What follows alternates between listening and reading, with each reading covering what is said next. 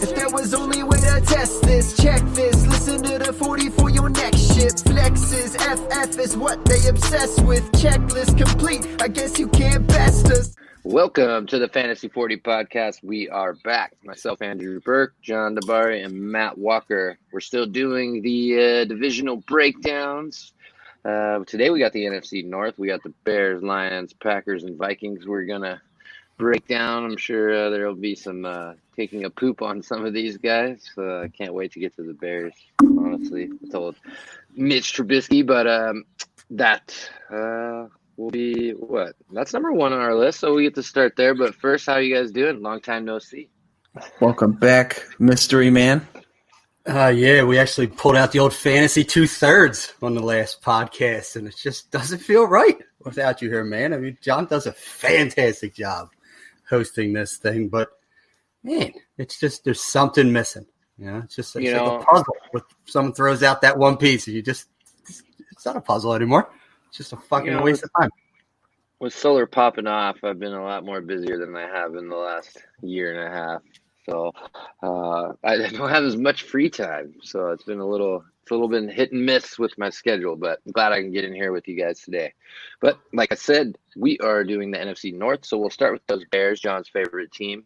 I guess we'll go with the free agents and rookies, John. Anything notable ads or anything like that?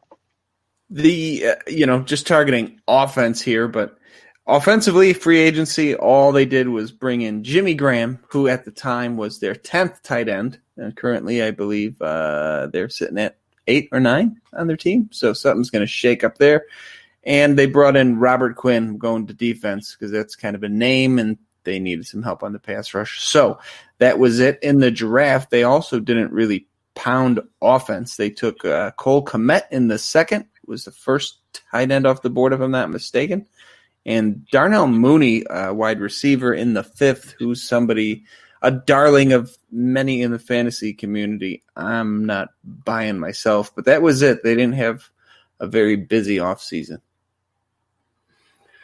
Yeah, I mean, they brought in Nick Foles, so one could say that they were busy in that regard, trying to find a low-budget replacement for Mitch Trubisky while they just let Cam Newton sit out there and the Patriots poached him for, $500K guaranteed contract, when the Bears just paid Foles, $15 million for this season. So Ryan Pace just somehow worse GM than Bill O'Brien.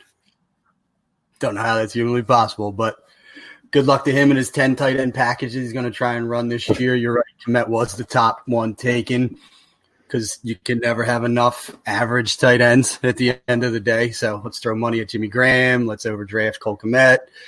I still say that their best tight end is Horstat. Jesper Horstat is the best tight end on the Bears roster at present, and he will never occur. So at least we know Adam Shaheen will never be a thing at this point in time. So it's time to move on from that failed experiment. But Bears are interesting, man. Yeah, they are. I want to get that count on the tight ends on the roster, because don't they still have, they picked up Harris. What's that big white guy they drafted a couple of years ago? Troutman. Yeah, Shaheen. Jesus. Troutman. Do not disparage Adam Troutman. No, yeah. I think it is Adam. Getting all excited. I had to squeeze his name in where I could. Oh, just remember this grainy footage of Adam Shaheen when they drafted him. And about look how fast and big this guy is, bro. He's dominating all these bankers. He's going to be the greatest tight end of all time. Dude doesn't even know how to fucking step between the lines. And Trey Burton. Oh, man, they got tons. Yeah, well, he's gone. Trey Burton's in Indy now. And John's thinking that's going to happen when we tackle the AFC South incorrectly. So they still have too many, and none of them are good or relevant for fantasy purposes. At least short-term, Kmet will probably be a fixture of a high-end tight end, too, for his entire career. But let's get into these breakouts. And mine is going to be Anthony Miller. We all love Anthony Miller on this show. If that dude can keep his shoulder in place for an entire season, the sky's the limit. The kid he's just good, and currently being drafted as wide receiver 50 in redraft, in PPR redraft, Fantasy Football Calculator. So pretty much free at this point in time. He's in wide receiver 5 territory, which I don't get it. He's going to be the wide receiver 2 opposite of Allen Robinson this year. If Nick Foles gets a starting gig, as I fully expect him to get, Anthony Miller could be the target leader on this team in 2020.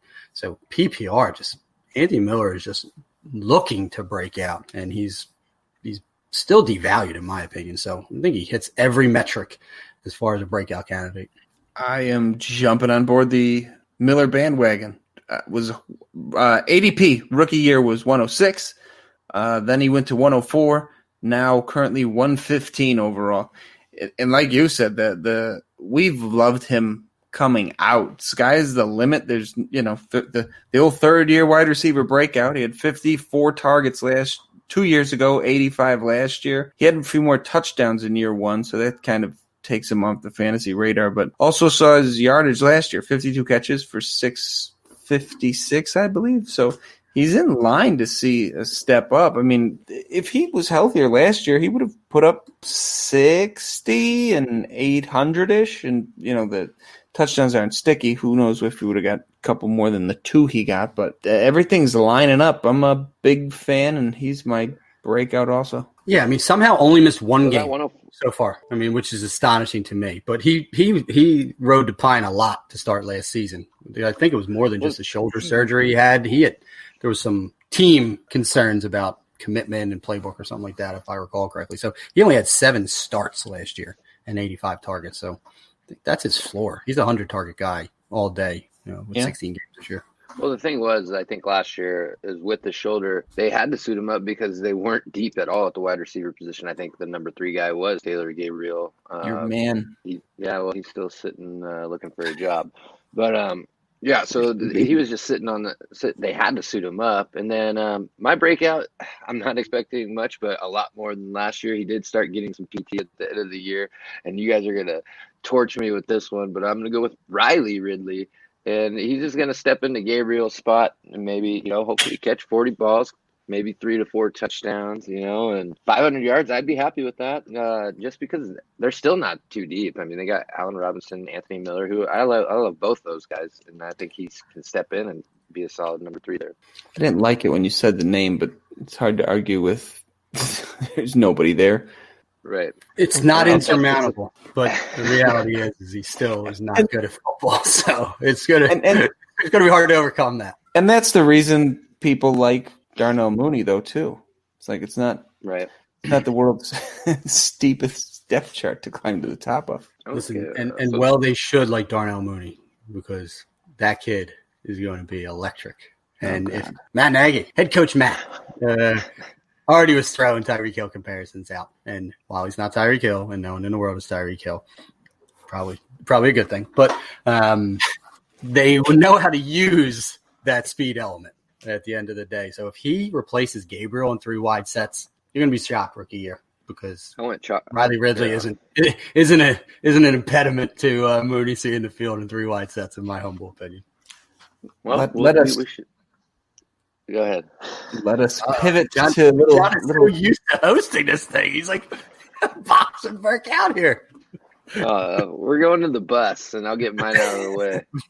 I don't know if we'll all agree here, but he's already busted the first 2 years, so went out a third. Trubisky loses his job, and hopefully he becomes a journeyman backup in the league. But that's enough of him. So I went pretty chalk there. I'll jump in. We had mentioned them having a ton of tight ends, and I have the list in front of me if you want to hear this shit show. But they brought in Jimmy Graham, the corpse of Jimmy Graham. People are drafting Cole Kmet like he's going to be a thing.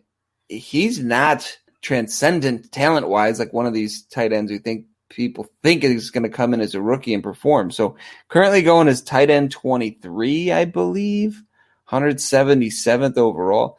I am not interested whatsoever at those prices. Dynasty, in your 4th or 5th round, you need a tight end, and you can sit on him for a couple years, wait for him to develop. I'm all in for the dart throw. But for this year, I think people are drafting Kmet like he's going to do something this year, which is insanity. Yeah, unlikely to happen. Before I get into my bust, I was just curious about the Bears' depth chart at receiver, and we forgot to mention that good old Ted Ginn signed there, and he's going to be the starter and 3 wide sets for them. So that already eliminates Riley Ridley from the equation and probably stagnates Darnell Mooney for the time being. And they have Cordell Patterson, who, listen, make him some sort of like gadget guy, but he's going to be in there on some offensive plays as well. So I don't like their guys, but they got some interesting pieces at the end of the day. But to my bus, I just wrote the Bears quarterback and or tight end. Is that fair to say? Because neither of them are going to be worth a shit fantasy-wise. I think Trubisky already busted out of the starting position. I don't believe it's going to be an open competition. They paid Nick Foles way too much money to come there. He knows Nagy's system from Kansas City. I would be shocked if he didn't break camp as a starter. And if he does, it's going to take an injury to get Trubisky back on the field. So, and Foles isn't that good. I mean, he's just not a guy you want to trust even in a 2 QB league, to be honest with you. And then their tight ends, John, you summed it up. I mean, if you're trusting Jimmy Graham at this point and redraft a dynasty, I don't know what to do for you. And Cole Kmet's not going to see meaningful rookie year snaps with Graham there on like a $5 million a year deal. So they're both just a void on that team. Just avoid to avoid. Here, I'll run you through the list quick before we get to breakouts. Cole Kmet, Jimmy Graham, Demetrius Harris, who we actually kind of like, Ben Bruckner, Adam Shaheen, some guy named J.P. Holtz, then Jesper Horsted, Eric Saubert, and someone named Darian Clark. Ironically enough, I know most of those names because we play in way too many of these deep tight end premium leagues. That I had Jesper Horsted on my team. I know Eric Saubert. He got drafted by the Atlanta Falcons. I can tell you that as an absolute fact. 3 years ago. J.P. Holtz, I think, scored 1 or 2 touchdowns for the Bears last year. Tight end whisperer. Yeah, and Ben Broniker, I'm pretty sure was an Ivy League guy at the end of the day. Looked pretty good. He'd be my favorite among them. Listen, no one's coming at me as far as tight end knowledge. At the end of the day, the book is closed. I am the tight end guy. I was going to throw Montgomery out there as well. Any thoughts on that being a bust? John and I discussed him recently and think he just has a set floor. There's just no one else that's going to steal rushing down work from him. It's Ryan Nall. I mean, they have nothing. Even if he sucks, they have no choice. He has to play a ton. Listen, you want to talk about the depth chart? Because I read it, and I don't even know 2 of these gentlemen or if they're really people. You know, we have David Montgomery and Tariq Cohen, and we all know Ryan Nall, who is just like perennially like this sleeper guy, like, oh, give him a shot, and he's going to be special. And then 2 individuals named Artavius Pierce and Napoleon Maxwell. Not real Sounds people. like last chance of you guys. Yeah, not real people. Artavius and Napoleon. Moving on. David Montgomery's getting 250-plus carries this year, so he just can't bust. He's not going to be good, but he can't bust. So what are we on? Predictions? Sleepers. We already did breakouts. Sorry. Wrote those sleepers out of your eyes. So sleepers. I just went with Tariq Cohen. Currently running back 42 in redraft. Tariq Cohen was running back 11 in PPR 2 years ago. Okay, so we're just 30 slots later, 2 years, because he had a down season and an ugly, forgettable 2019 Bears offense.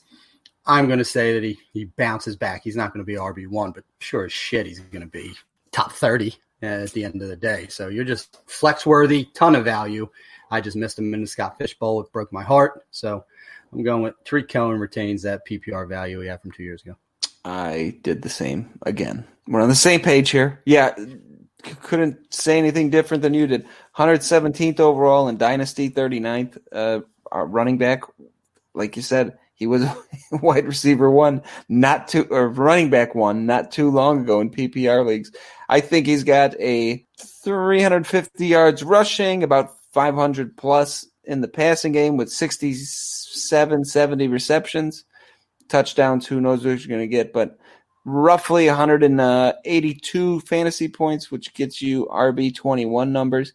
And there's obviously way more upside. Like we said, if there's a game or two where Montgomery gets banged up, he's going to get a ton of work. So give me all the Tariq Cohen. As long as Nick Foles doesn't start the season, they let Trubisky roll a little bit and then bring Foles in. That'll be my sleeper. I'll take Nick Foles. He can't start the year, though, and then it doesn't work. That's my only stipulation there. Fair enough. How Nick Foles rolls. Yeah. Okay, so let's go to our predictions for the Chicago Bears. All right, I'll dive in first. And, John, if I would have let you go first on Sleeper and went with Tariq Cohen, I would have pivoted to Darnell Mooney because I think there's a chance, rookie year, that he can usurp Ted Ginn and make Ted Ginn a return-only type guy. I didn't know you were a Mooney guy. I am. I like him. I like him. Undersized, but explosive. Went to Tulane, so, I mean, program didn't do him many favors. But moving on. Predictions. Started with Anthony Miller, going to end with Anthony Miller. Anthony Miller is my favorite Chicago Bear by far. And I said that Anthony Miller will be a top 36 wide receiver in PPR. And I don't think – that's not bold. I'm not going John prediction. I'm saying he will be the wide receiver 3 in PPR, and he's currently going as wide receiver 50. So he's the guy you can start all day in your flex in 2020. Well, if you like that, you're going to love this. I also went with Anthony Miller. I said wide receiver 2, 70 catches, 1,000 yards, 5 touchdowns. John, how about this? I like your prediction so much. I'm on the clock in Scott Fishbowl right now. Go. I am drafting Anthony Miller. Where is it? There he is. Good old Anthony Miller right there. Let's just hit that select button. Draft Anthony Miller. Moving on. Anthony Miller, welcome to the future SBFX champions. Right. Well, Burke, what do you got? I don't got much. I got my man A-Rob. I think he's like the only one you can kind of predict really on this offense when going forward. So 115 for receptions, 1230, and 8 TDs. I love A-Rob. Never got off that train. I was kind of bummed when he left Jacksonville and they broke that up. I was hoping he'd stay down there, but that's not the case. He's in Chicago, and they got to find ways to get this guy the ball. I think he's the alpha of the whole team in general. So that's where I'm going. I agree, and I know John doesn't. I've said this before, and it bears saying again.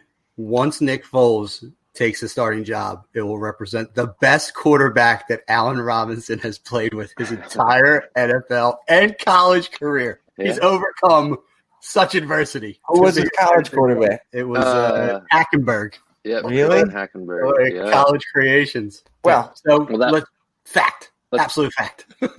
Yeah, I try to keep it safe there. I mean, you just can't predict anything in these Bears, what they are or their identity, really, besides maybe on the defensive side of the ball. So this is not the IDP show today. So we will go to let's go to the Lions. Who, I mean, I'm sure the Tigers and Bears are getting offended, so they'll probably change their name here soon. But we'll go with free agents and rookies. John, what's up? They did nothing offensively in free agency of note. In the draft, though, they did tackle a few of the positions here. DeAndre Swift early in the second at running back. Quintez Cephas, one of our kind of favorite sleeper guys, in the fifth at wide receiver. And they double-dipped at running back in the fifth round also with Jason Huntley, who is someone Walk has got me all worked up about. So that was their offensive skill position moves for fantasy purposes. You said they didn't do anything in free agency, so you just slapped Geronimo Allison clear across the face with low budget signing for that wide receiver.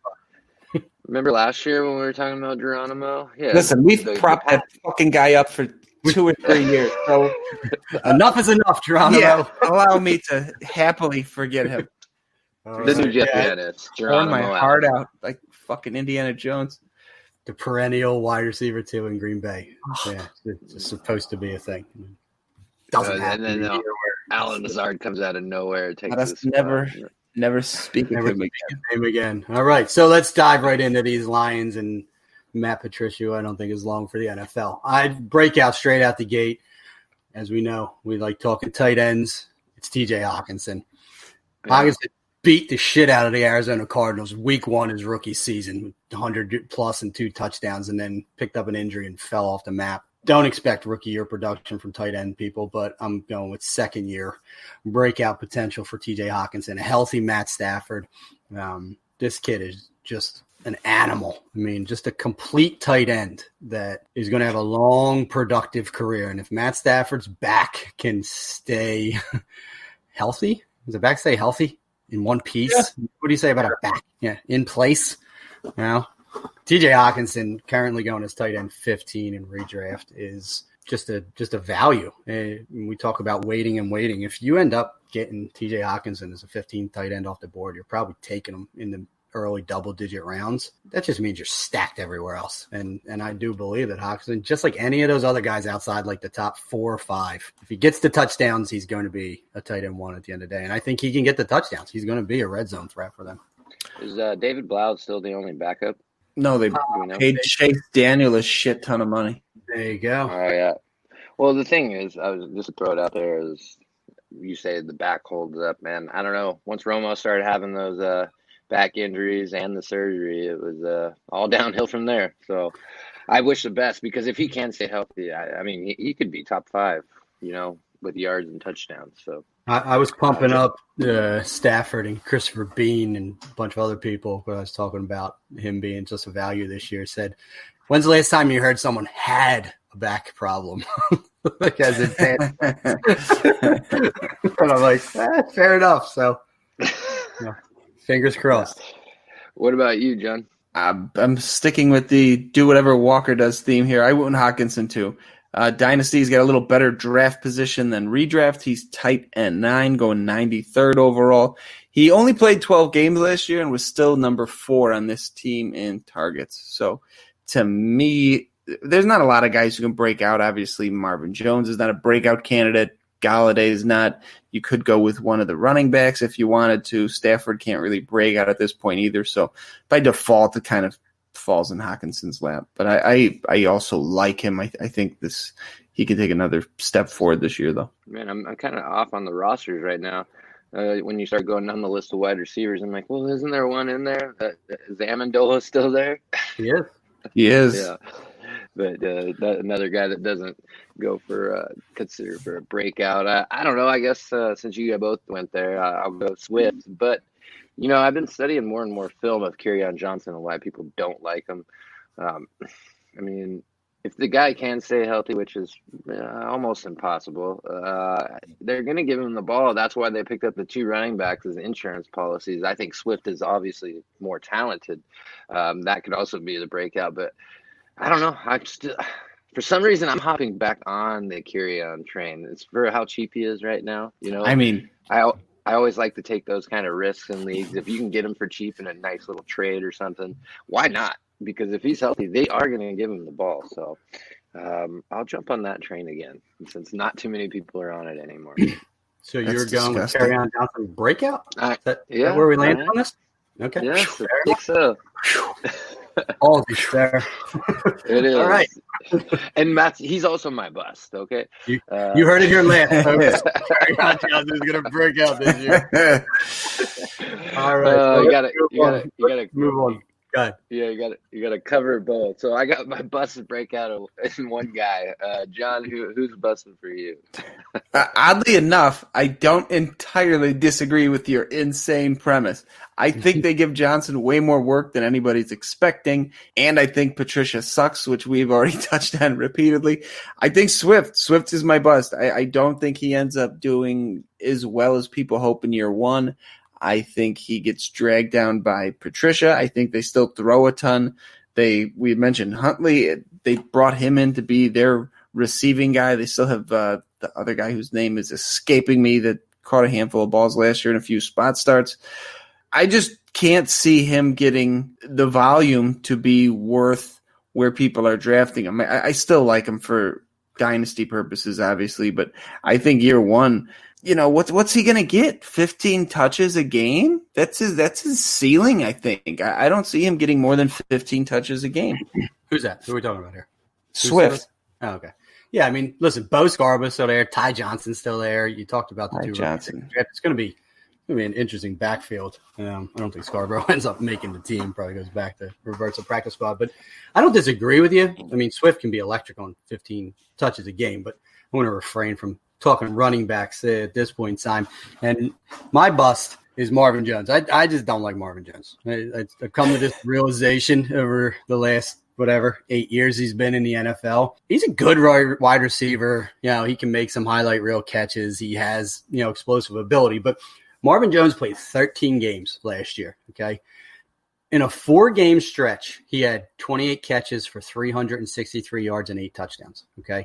That's 28.1 points per game. in PPR over that 4-game stretch.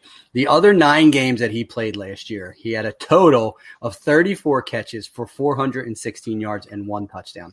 That's 9.3 PPR points per game. So he's another one of these guys at the end of the year, you look at his total stats and he ends up being wide receiver. What the hell ever for you. And you ended up starting more of those 9.3 games than you did the 28.1 games. So I'm not even going to say he's going to bust off his wide receiver 40 designation. He might be better than it.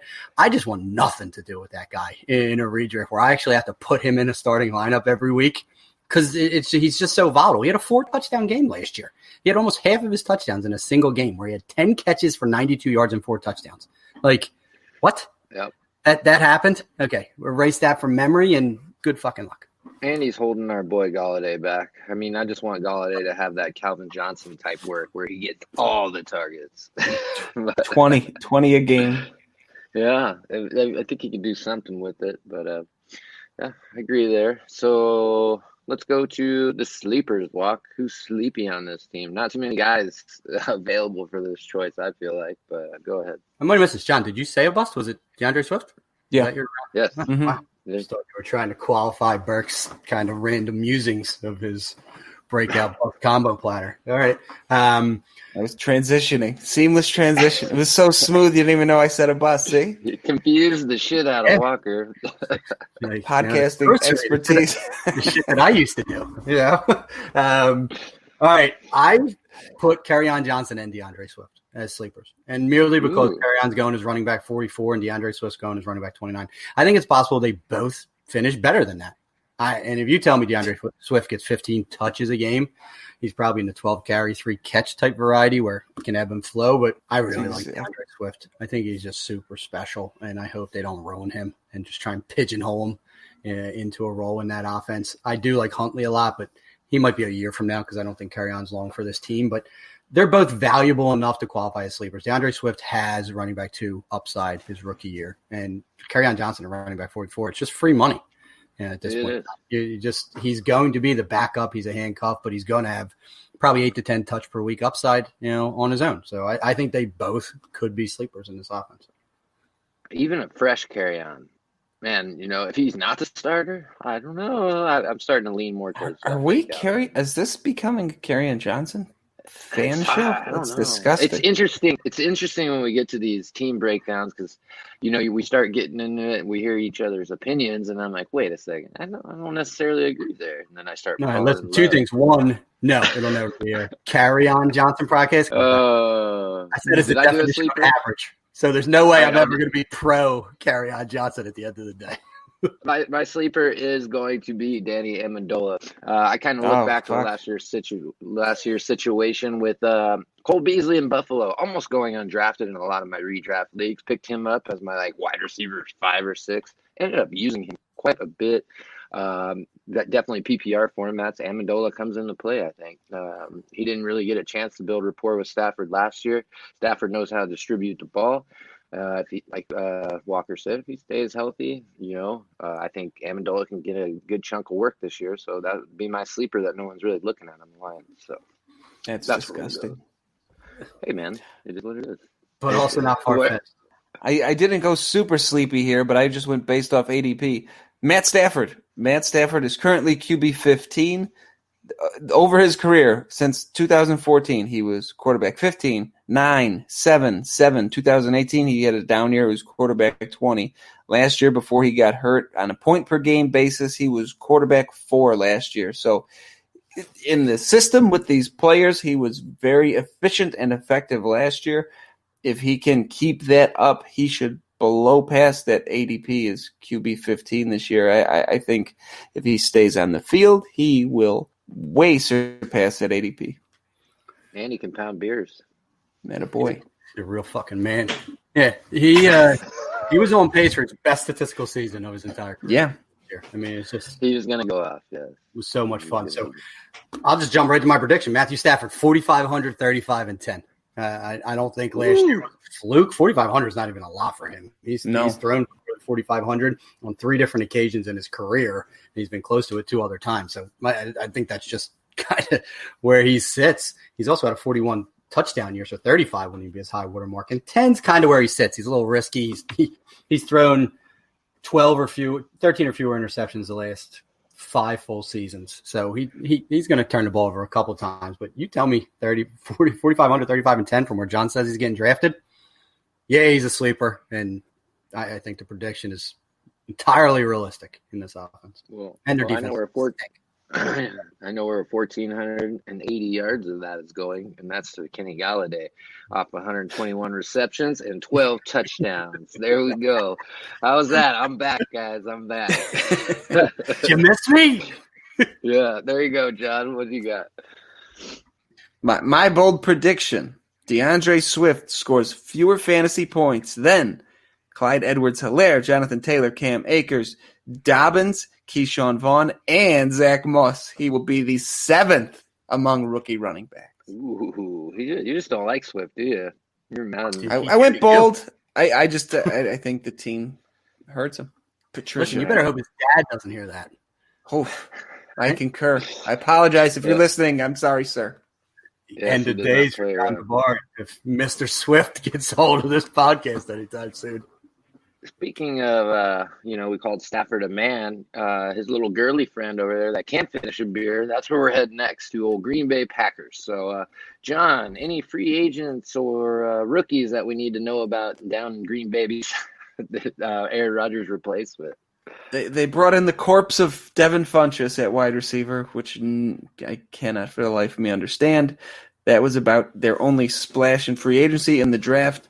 Day one, they made the biggest, most surprising move of the draft, taking Jordan Love at the bottom of the first. Quarterback to replace the aging Aaron Rodgers. In the second, they went with Beast A.J. Dillon, running back. And then in the third round, they overdrafted Josiah DeGuara, who we actually liked, but I certainly don't like him in the third round, and I certainly don't like him on this Aaron Rodgers-led team who avoids the tight end with a passion. So they made some newsworthy moves, but I don't care for any of them.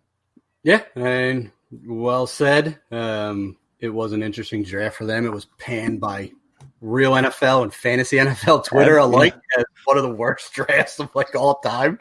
One of the deepest wide receiver drafts, and they literally do not draft a wide receiver in this draft. And that was a huge area of need for them. I mean, regardless of if Alan Lazard is a real thing or not, it's clear that MVS is limited, and who knows what Equanimeous St. Brown is going to be. And if you're going to trust Jake Kumaro, it's just the next Jeff Janis at the end of the day. But they missed on an opportunity here to put weapons around Aaron Rodgers. But it's clear that they don't want to put weapons around Aaron Rodgers. They want to transition to Jordan Love sooner rather than later, and don't want to give Aaron Rodgers any toys to play with. So it's going to be interesting to see the fallout in Green Bay. Not only this season. It's bad. I think that's the biggest thing. Is I really think they're doing this on purpose. We can't give Aaron Rodgers any weapons, because if he goes off with these new rookie wide receivers, the shiny new toys, and then we make him leave town because we want to, change up with Jordan Love, that's going to make us look like, assholes. So I think this is all, not to be a conspiracy theorist, but I think there's a reason behind this year's draft, just to implode this thing up and start back from square one. I think they've had enough of the discount double check over there in Green Bay. So I don't know, Walk. I think you're onto something there, but if you got anything to add there, or get to your breakouts. No, you were just Aaron Rodgers, so I wanted to look up his contract. And the earliest out they have in him is 2022, where there's still a $17 million dead cap. Next year, it's a $31.5 million dead cap. Next year. This year, $51 million of his money. So I don't know how trading him works. I'm not going to act like I'm a cap expert, but Jordan Love might be a 2 years from now thing. I think so. So we still might talk 2 years of Aaron Rodgers, and then they trade him or release him when it's palatable, and they still got Jordan Love on that cheapish rookie deal. So it could be a rough 2 seasons in Green Bay for that franchise. But let's just dive right into these guys, because we'll talk Aaron Rodgers. At least I will in a certain capacity soon. But my breakout shouldn't surprise anyone: Jay Sternberger. Who had 0 regular season receptions last year. 0. Didn't catch a ball in the regular season. Crazy. They got Jimmy Graham out of the way. Josiah DeGuara is H-back blocking type back. He's not going to threaten, the limited tight end touches that I think we've all come to know and love in this Green Bay offense. But Jay Sternberger is pretty impressive, dude. And he's just got that seam stretching ability. He was the 1 year at A&M, just really liked what he put on tape.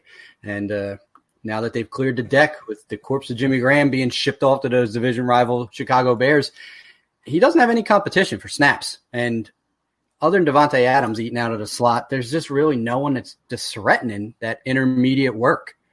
And I think Jay Sternberger, who currently is just free everywhere, dynasty, redraft, in a Green Bay only league, you can get Jay Sternberger pretty cheap. And I believe he has breakout potential. It's hard to not break out from 0 catches. This is somebody I remember from the combine. He did pretty well in the catching drills. Didn't catch his metrics or anything, but John, what you got? I'm going with Alan Lazard. Jimmy Graham leaving the scene. Our boy Geronimo Allison getting out of there. That vacated 115 targets just between those two. They got to go somewhere, and Lazard is technically the wide receiver 2 now. They did bring in Funchess, but we all know what that is. Valdez Scantling has proven to be a non-factor, really. So by default, Alan Lazard should see the wide receiver 2 volume here, so he's going to be my breakout to take a step forward. I was actually going to go there too, so I agree with John. Alan Lazard. Alan Lazard. Let's go to. I mean, there's not much to add. John covered it there. There's targets everywhere. Targets galore to be had. So bust walk. Yeah, I'll get there. And Alan Lazard did not much stand his way. I do think that Devin Funchess can stay healthy. He's in this offense. Just gonna say it. And Jay Sternberger, for those that don't know, was a 3rd-round pick a year ago. He was 75th overall. They used more draft capital on him than they used on Josiah DeGuara. So take that for I have Funchess everywhere. Yeah, I picked him up. He was free, and he's not dead yet. He's been on my rosters for quite some time. I thought the Indy thing was going to work out, but that blew up. Yeah, no mercy bust for him. But my bust is the aforementioned Aaron Rodgers. He's currently going as QB10 in redraft, and 2019 was the worst fantasy finish for Aaron Rodgers in any 16-game season of his career. They're just throttling him back. He doesn't have the weapons that he used to have at his disposal during the Green Bay glory days when they were just shuffling through Greg Jennings to James Jones to Jordy Nelson to Randall Cobb, to Devontae Adams. Like, they're just not churning those players anymore as far as pass catchers are concerned. And they're throttling back his impact in this offense. They want to be a run-first team. They went and drafted A.J. Dillon. That's just doubling down on wanting to have depth at the running back position to pound it out and not trust Aaron Rodgers to win them games anymore. So I'm just not believing in the QB1 upside of Rodgers. He's risk averse because he doesn't throw picks. So it limits his TD upside. And again, I just think they want to be a run first team. So you can take Aaron Rodgers at QB10. I'll wait and get someone later on as my starting quarterback in a redraft league. What say you, John? Boy, they couldn't wait. Jace Sternberger. That guy sucks. Hey, Sternberger stinks, and he's a tight end on a team with a quarterback that never throw to the tight end. He's currently tight end 22 in Dynasty, coincidentally number 21, the aforementioned Jimmy Graham. And I would take Jimmy Graham in shitty Chicago over Sternberger here because at least Graham will get a few targets. Technically, I don't know how official this is, but online – he's technically their tight end 2 behind Mercedes Lewis. So I will never have a Green Bay tight end as long as Rodgers is there. I am out. I couldn't be out more. It's hurtful, John. All right. Well, it's hurtful. All right. Well, this is sad. Mine's going to be a sad one. Not that I still own this guy in a lot of places, love him, but this might be more redraft centric here for me. I'm going to say the bust is Aaron Jones. He's currently on my ADP right here is going around the 11th running back taken. You got Miles Sanders, Leonard Fournette, Derrick Henry, Melvin Gordon going in that same area. I'd rather probably have all those guys at this point over Aaron Jones in the redraft setting just because of what they did last year with Jamal Williams, and then they draft, the rookie coming in. if you're taking him, what would that be, like the end of the first round, second round, just depending on how your league mates are drafting? You know, if there's a running back run, you have to scoop him up. And I think it's a risky play this year, so that'll be my bust. You said Melvin Gordon over Aaron Jones. I did. That is just blasphemous on this podcast. It's hard. Unbelievable. I know. I couldn't believe it either, but I had to do something there. So we'll move on to sleepers, John. Sleeper for me and Walker going a little opposite directions on this one. Again, similar to Stafford, just based off ADP. Aaron Rodgers' dynasty is quarterback 13. Last year, he was QB 10. That was his worst finish in years. The 1 year he did miss some time a couple of years ago, he was still fourth in points per game. His finish over the last few years, 10-6. Then he missed a bunch that other year. 1-7-1, fourth in points per game, and second. So the upside is there. The weapons are not where we would like them to be. And we had mentioned his contract. He's still going to be starting there for another year or two. And after that, he's going to get picked up and finish his career somewhere else. So he is getting older. He does have diminishing skills, but he's still worth that draft capital to me. Did you have his ADP? I think he's 13 in Dynasty. Okay. He's 8 in redraft, which is crazy to me. That's nuts. He's 36 years old. I don't think he's so risk averse. I mean, I'm just looking at his average yards per attempt. He hasn't exceeded 7.4 yards per attempt since the 2014 season, and he had a 6-year run where his low was 7.8. I mean, he's not going deep anymore. He's just being overly protective with the ball because he likes keeping those interception counts down. I mean, he hasn't had a double-digit interception total since 2010, but I don't know. It just TD rate sub 5 the last 2 seasons, 4.2 and 4.6. Like, it's ain't the same Aaron Rodgers anymore. I'm sorry. He throws the ball away, it seems like, at an all-time rate. Like, the dude doesn't like taking sacks, but he'll throw it at a fifth fucking row at a stadium every goddamn time that he can. So, I'm done. He's going to go somewhere else, and he'll be a good NFL quarterback. It's going to end up in Denver, but I just don't want him as my fantasy quarterback anymore. People say old quarterbacks go to retire in Florida, but they go to Denver. An asshole. Does anyone think he's not an asshole? I mean, he just seems like the most pompous asshole in the entire world. He doesn't even talk to his might family. be the biggest asshole in the league, which is saying something. D.D. Westbrook's still in the league. All right, so John Sleeper somehow was Aaron Rodgers. I'm going to go close to Burke because I'm going to touch that running back position, but I'm not going to talk bad about Aaron Jones ever. So I said AJ, I think he goes by the Sauce Dillon, which I'm curious as to where that nickname came from a big straight line back that combine showed elusiveness, but didn't see it at all on tape. But Jamal Williams averaged in his 3 seasons as the timeshare backup to Aaron Jones. 157 touches, 735 yards, and 5 touchdowns. It blew my mind when I pulled those totals, even though we've seen Jamal Williams have his share of shining moments. But he cut the ball a little bit too, though. Yeah. I mean, that's total touches, So A.J. Dillon's not going to bring those receiving chops to the table, I think. But he had like 9 career catches in college. But Hill's going to take all the rushing down work from Jamal Williams. So A.J. Dillon could see 120, 130 touches, rushing down touches in his rookie year. And maybe they use him at the goal line, even though Aaron Jones is super efficient at the goal line. But maybe they just want that 250-pound back, take some of the load off Aaron Jones. So I'm kind of with you, Burke, that in Green Bay or not, I think Aaron Jones might obviously hit his high water mark, 16 rushing touchdowns, I believe it was last year. But Dillon's going to get used, short yardage, goal line, rushing downs work. Hopefully that means Aaron Jones gets more of the receiving work because he was great as a receiver last year for this team, and maybe they finally realized that he's better than Jamal Williams in that role. So I think A.J. Dillon has sleeper potential, especially touchdown upside, and at RB56 his rookie year, he's pretty much free. That he is. I'm just going with my sleeper being John's breakout, Alan Lazard. Like that guy. Not much to say. I guess it's not even sleeper. I mean, there's just not many. I guess you can go tight end area with Sternberger, but I like Lazard to, keep the thing rolling.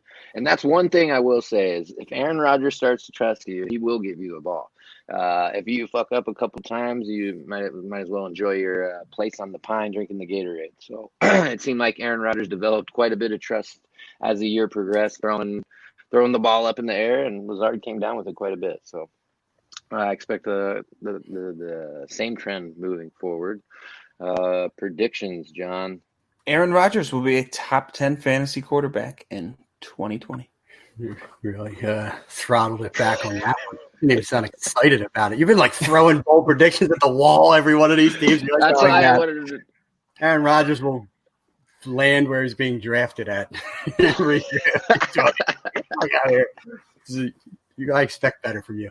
Devontae Adams will finish as the wide receiver 1. Woo! He has not been able to put it together yet. Do you know that Devontae Adams has 1,000-yard receiving season in his 6-year NFL career? He's a badass, though. Yeah, he catches a touchdown. There were 3 double-digit touchdown seasons in a row before last year when he got hurt, and he was going off early in that season as well. So, you know who else did that? I think. We're just talking about, and then I'll let you tell me, Burke, but who else is he going to throw to? If Devontae Adams is healthy, he's getting 150 targets in this volume. Volume. He was seeing 10 targets a game last year, so that it's going to translate to over 160, 10-plus targets a game, over 160 targets. He gets that type of volume again, even in a limited pass offense. I mean, he's going to threaten 1,800 yards and 10 to 12 touchdowns. And it's just where he is, so I don't think that's a stretch at all, assuming health. Oh, man, I'm looking at the QBs here and trying to go off John's. There isn't too much to predict here, but I'm going to say that Aaron Rodgers will finish outside the top 16. 10. Outside the top 16? Yeah, just go with outside the top 10. She's pretty straight. Yeah. Hey, and then we'll come back and we'll be like, we nailed it, man. We nailed it. Yeah, when he is QB 10, you'll call it a push. We're both right. Yeah. Yes. All right. Outside the top 16. Gotta be honest, that Green Bay segment just was losing steam right from the jump. So let's try and circle back and finish with a little gusto on these Vikings. Yeah, and don't call them that. They might not be for long. We're gonna say the NFL Minnesota team, also known as the Vikings. John, any draft or free agent ads we need to speak about? Only free agent of note was Mr. Tajay Sharp coming over from the Tennessee Titans. And then in the draft, they had a ton of picks. They had 15 draft picks. They only spent 3 of them on offensive skill position players. Justin Jefferson in the first got everybody all excited after they dumped Stefon Diggs. Later in the draft, I did not even know they took a second wide receiver. Some gentleman named KJ Osborne in the 5th. And then they took Nate Staley, quarterback out of Iowa, in the 7th. And that was it. Second best KJ in the draft, in my opinion. Shots fired, KJ Hill. I'm going to keep going back on every chance I get. What's Hamler's initials? That's what I said, the second best. KJ Hamler clearly won. Oh, I thought you were saying KJ Hill was ahead of Gotcha. Oh, no. This guy you just mentioned that I never heard of, better than KJ Hill. Okay. What's your breakout, Walk? My breakout is going to be none other than Irv Smith Jr. Ooh.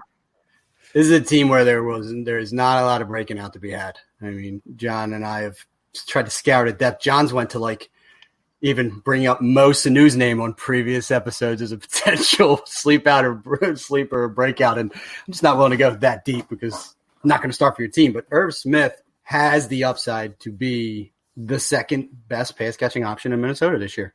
They removed Stefon Diggs from this team. Kyle Rudolph is not threatening anymore. He's tied to the line. You know that Zimmer wants 2 tight end sets all day, ground and pound. So Irv Smith is going to see the field a lot this year. And Kirk Cousins likes throwing to the tight end. I mean, he has made a career, whether it be Jordan Reed or Kyle Rudolph in his, viable fantasy seasons was Kirk Cousins driven. So enter young athletic Irv Smith to this offense. And I think he has all the upside, to be a low end tight end 1 this year. This might be the year of the tight ends, just because I got a list here, and I think all of them are values. You got Irv Smith. I'm glad you brought him up. Ian Thomas, Jonnu Smith, and Gerald Everett, I think, are all going to be contributors in their offense. I just wanted to throw that out there. I mean, I'm loving all those guys, and I've been sitting on them for a couple of them for quite a few years. Gerald Everett. But anyways, yeah, I like that one. John, Listen, what about before we you? get off of it, Irv Smith ran a 4.63 at the combine, just lightning fast, and was an average 8 yards a catch, 8.6 yards per catch his rookie year. Those two numbers just don't equate to me as a undersized kind of move tight end that's fast for his size, size adjusted speed, but couldn't even average 9 yards a catch. I think that's going to correct itself in year two. Yeah, it's hard when you're running those double tight sets to get downfield, especially if you're the tight end leaving the line. So you're getting jammed by linebackers and whatnot. So, yeah. Burke, I give your breakout, because my breakout's going to go right into my bust. I mean, we waited for Tajay Sharp for quite a while. So why not? I mean, there's not much else to go around in Minnesota, depending on if Cook's the real deal about his little holdout talks or not. So I don't want to go Madison too early. So I'll go Tajay Sharp because there's targets to be had, and Walk went with Irv, so I'll go with the other option. It's funny you threw Madison's name out there. He is my breakout for this year. I don't have tons to add for him. I think he's probably the best, arguably the one or two of the best backup running backs in football, if you count Kareem Hunt as a backup. I love him. I think talent's through the ceiling. Pivoting to my bust, why Madison is my breakout. Dalvin Cook has played 4 games, 11 games, 14 games in the NFL. He's never played 16. I don't think he ever finished a season in college either. He's currently RB5, going overall number 7 in dynasty drafts.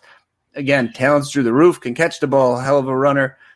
Nothing bad you can say about him skill-wise, except he cannot stay healthy. I think that continues. He is my bust, and Madison is my breakout because I think he comes in and pretty seamlessly replicates the production we've seen from Cook when he's on the field. John, can I ask you a question? Yeah. Did you take in the Scott Fishbowl draft? Took Dalvin Cook. Yeah.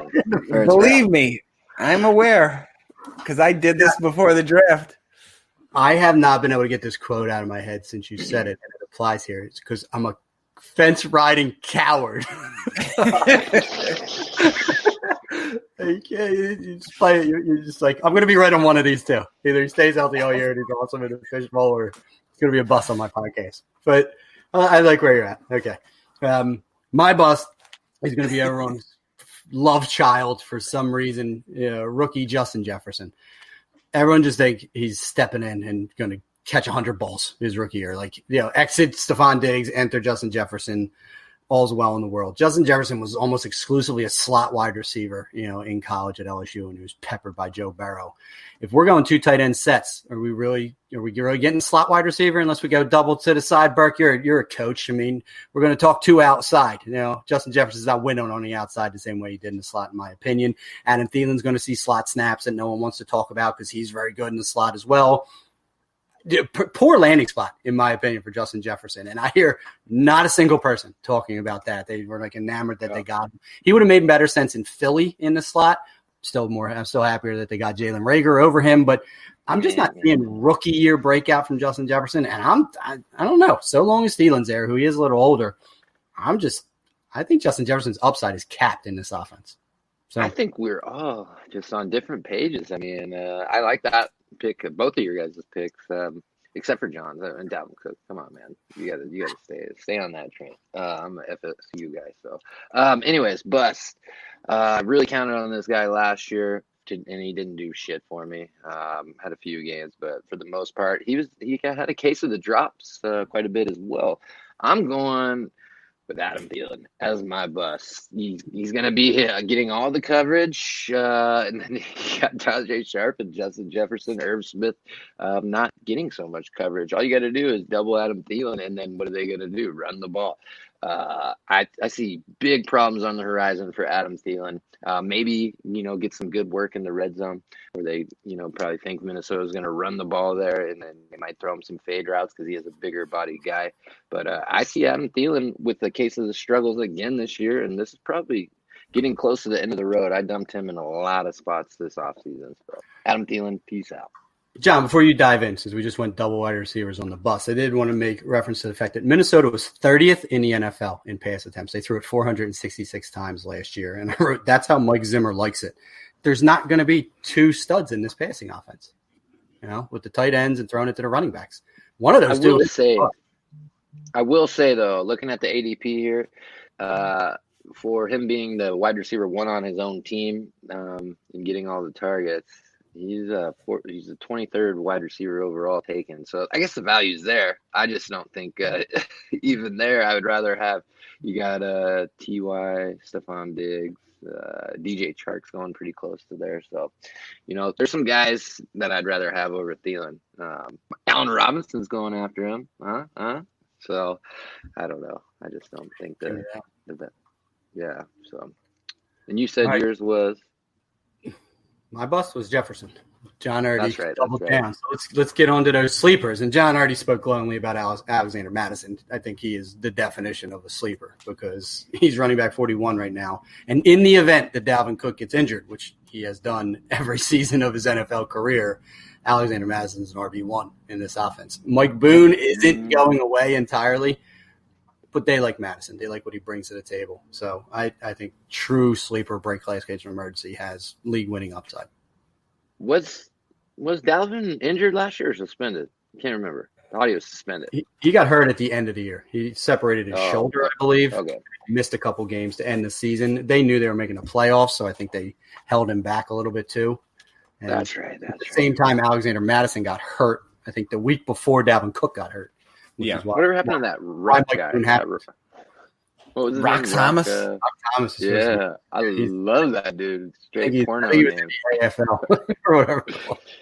Starring Rock Thomas. All right. Mike's Car Wash. My sleeper, I'll jump in here. We've thrown his name out quite a bit. You got Thielen as a bust. Walker, you've got Jefferson as a bust. The only guy left to catch footballs in is Tajay Sharp. They brought him in. It's a 1-year deal. Obviously, he's not super amazing, but he's a serviceable NFL wide receiver. He's going totally undrafted in dynasty leagues. I think he's probably looking at 30 catches, 400 yards, somewhere between 2 to 6 touchdowns. Floors probably wide receiver 60. So for a guy who's undrafted, you can end up with a low-end wide receiver 4, maybe wide receiver 5, a guy to fill in on your bye weeks if you get some injuries. I like him for free. Give me that guy. The correct name is Fuller Johnson as the wide receiver. I'm not going to. That's fair This season. But I know you like him too. We were contractually obligated to talk about him at the end of this episode. I could not pick a sleeper on this team. Anybody not named Thielen, Cook, Madison, Jefferson, that'll be your sleeper there. There's not much to go around there in Minnesota. So what's your Kyle Rudolph? Yeah. My prediction, you said that you were busting on Adam Thielen. I think that he will catch 100-plus balls in 20. I love squaring off against you. His career high was 113 passes in 2018, which was a 1373-9 season. I don't think he's getting that, but I said I'm not trusting Jefferson. We mentioned the caliber of individuals behind him in Olabisi Johnson and Tajay Sharp. Kirk Cousins is just going to have to throw him the ball a ton. I mean, it's just even with limited pass offense, there's no way that a healthy Thielen doesn't see a quarter of those attempts. I mean, so we're talking 120 targets, 115 targets at the end of the day for Thielen, and I think he has upside for more. So I think he's their entire passing offense. I'm going to go real quick, so I'll base my prediction off yours then. Just double up on my bust. I don't think he gets anywhere close because he is not explosive and athletic enough to break these double coverages. I don't care if he threw him 300 targets. I would say his catch rate would still be around 48% this year. I just don't see it happening. So I cannot wait to watch the Vikings crumble. We'll see if their defense can save them in a few games in their running game. So I just don't think it's there this year in the passing game. I think letting Stefon Diggs go is, I mean, obviously there's attitude and all that crap going on in the locker room, but that's who they should have been giving all those targets to. So, yeah, they traded the wrong guy. Yes, they did. You move off of Thielen in the soon-to-be age 30 season. Now, Stefon Diggs is a cornerstone wide receiver. Well, you should be Diggs wanted out. They didn't trade him out of. Wouldn't you though? You don't have to want out. Like, you don't have to let a player out. It's a contract. Like, That's true. They got a good haul for him, so hopefully Jefferson fills that void because all they did was replace him with younger, cheaper talent. But Stefon Diggs is one of the best wide receivers in the NFL. Ooh, I disagree. Well, his route running is I and he gets. I am in agreement there. I mean, I think Stefon. Here's my prediction: Stefon Diggs kills Adam Thielen's numbers, even being in Buffalo this year. There you go. wow. He's more likely to kill Josh Allen when he wants to go back to Minnesota. After you thought the QB play was terrible in fucking Minnesota, good luck up there. And he's outside. Yeah. Yes. All right. My bold prediction to wrap this up. Sit tight, boys. Alexander Madison outscores Dalvin Cook this year. Yeah, you took it with Scott Fishbowl. Did you get both of them? Did you say that? Not yet. Oh shit, man! You Alexander gotta back yourself. Went in mine, so you know. Huh?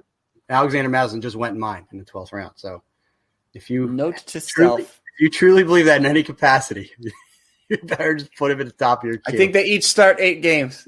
You can't afford to not draft Alexander Madison if you even slightly believe what the fuck you're saying. I do.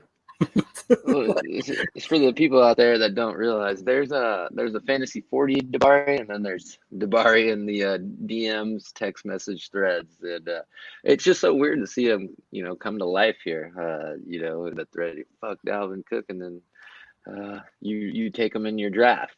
So I don't know what to think of this, John. You got me puzzled, flabbergasted. Well, said it earlier. Got to be right somewhere. Fence-sitting coward, yeah. One of these two things is going to pan out. Yeah, hopefully someone comes and just pushes you to one side of the fence and you fall off, and you landed on the right side there. So, but I was successful in the Joshua Kelly versus Justin Jackson push for John. It's a lot. Yeah, to be fair, I'm not of a fence with these two guys. Like, this is literally like your season folds, or you have a league winner on the tail end. Yeah. True. Yeah. I'm easily swayed. It's not like I stick to any of this shit. All right. Yeah. On the Scott Fish episode, you'll hear me. I fucking. How many times did you convince me to do something different with my team? You're welcome. Yeah. Exactly. Saved you from an upperclassman in high school telling the freshman to go do something. Easily influenced John. That'll shut it down for this episode of the NFC North team breakdown. Where are we headed next, Walker? North, South, NFC We're heading South. Ooh, I like that one. Oh, I'm going to miss it because Jameis isn't there, but we don't have any of those lobster or crab jokes or anything like that. But, we do have our new favorite team, the Tampa Bay Buccaneers. So that'll be fun. But listen, don't put it above John to say that Drew Brees gets hurt and Jameis Winston somehow turns in a top 10 quarterback season for those states because he stayed in that division. Are you reading my notes, sir? I'm looking at my notes for the next episode. I have not got to New Orleans yet. All right. So note to self. Well, that'll do it for us. Thanks for listening. Remember to like, rate, and subscribe on iTunes or Apple Podcasts. Excuse me. I always get mixed up. It's like calling San Diego Chargers and not the LA Chargers. But Spotify, Google Play, iTunes is fine. Pocket Casts, all that good stuff. Remember to follow us on Twitter. Got lots of polls out, all this good stuff. You can go check out what's going on with us. So for myself, Andrew Burke, John Dabari, and Matt Walker, we are the Fantasy 40, and we are signing off. Ow! Woohoo! All right, guys. I got to bounce before I get fired. Have fun at work. Have fun house shopping, and I'm going back to bed. Let me. All right. Gentlemen. Later. Broadcast? Because that's actually how his name's pronounced, Carry On. What did I say? You're saying Carry On. It's like Carry on my wayward son. I'm pretty sure that sounds you the same say to Carry On. You got Carry on. Carry On. I'm saying it. You You're saying carrying. It's like us Step Brothers. Pam. Either way, Exactly. Pam. Sounds the same to me. check the tapes. Carry on Johnson. See what I did there? And then their wide receiver 2 last year was Stefon Diggs. And Stefon Diggs had a sterling. Was he their wide receiver? What am I looking at?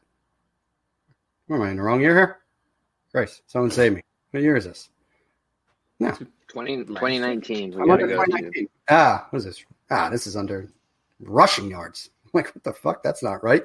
I had to clean that up because he had like 10 rushing yards. He had 1,130 yards, and then Thielen was second with 418. You know, I mean, it's just who's that? Who's the other random guy? The older wide receiver that's on their team that everyone wants to love. What's his name? Well, Funchess, but No, the white guy. He's a white guy. an old white wide receiver? Oh, Christ, you're going to make me go find his name? Jake Kumaro? Jake Kumaro! Damn it, you act like you didn't exist. I mean, I act like you didn't. He doesn't. It doesn't. I didn't hear anything at like 7:45, so I went to the store. Write us then. Hey, we still going at 8? You would have woke John up earlier. From his sleepy sleep. I can be late. Fuck it. There you go. All right. So still an hour, but we got an hour. John, alphabetical order by the team name. I got it now. Fucking city. All right. So he's just gonna run through all of the free agents right away, or what? No, Or by by the team. Yeah. And then we'll dive in. Okay. All right. Bears, Ready? Lions. Bears, Lions, Packers, Vikings, according to my alphabet reference material.